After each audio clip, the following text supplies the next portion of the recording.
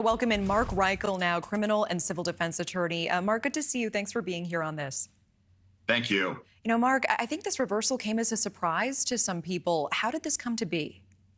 Well, New York does not allow any prior bad act evidence to come in. It's called the Mullinex rule, and it's actually kind of unique. Most of the other states have gone away from it. And Mullinex rule very clearly says, look, what you're charged with, that's the evidence that comes in. If there's something else that shows your propensity to do that type of act or your character, that doesn't come in. The Constitution, they say in New York, really is very clean for that and wants the defendant to have a fair trial. You know, Ryan Bass reporting that Weinstein's lawyers may also appeal his California conviction. What does that look like? And do you think that that's also likely to be reversed?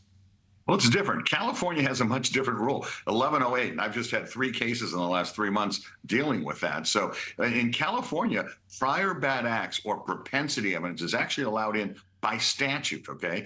Now, the problem is in the California case, they didn't just allow the prior bad acts, and they told the jury one of the prior bad acts, he was convicted in New York. So they got to tell the jury in California, this gentleman over here for this same exact type of crime was actually convicted by a jury in New York. Well, of course, the California jury heard that, and I mean, I think that's very powerful evidence. Whether or not that's going to get a new trial in California, I don't know, because they do instruct the jury to just give it a little bit of weight, a weight of whether or not you think that pushes it over the top in California. So we'll see. You know, the appeals court are ruling that a new trial is necessary. What do both sides need to do this time around? It's going to be much different for the DA's office because my understanding is there's no eyewitnesses other than the complaining victims. So it's going to be their word. And there's no other evidence that supports it, let's say.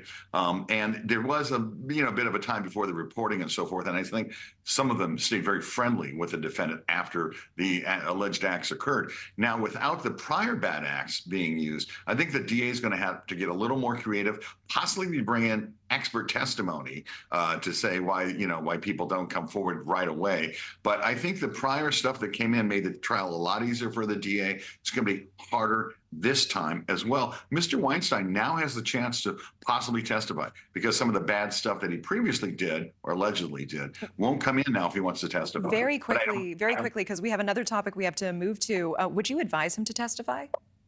I don't think Mr. Weinstein should testify at all because you can make so many points against the prosecution and be doing really well in the case, and the jury watches that. But if at the end you take the stand, mess up, or they just don't like you, they will convict you.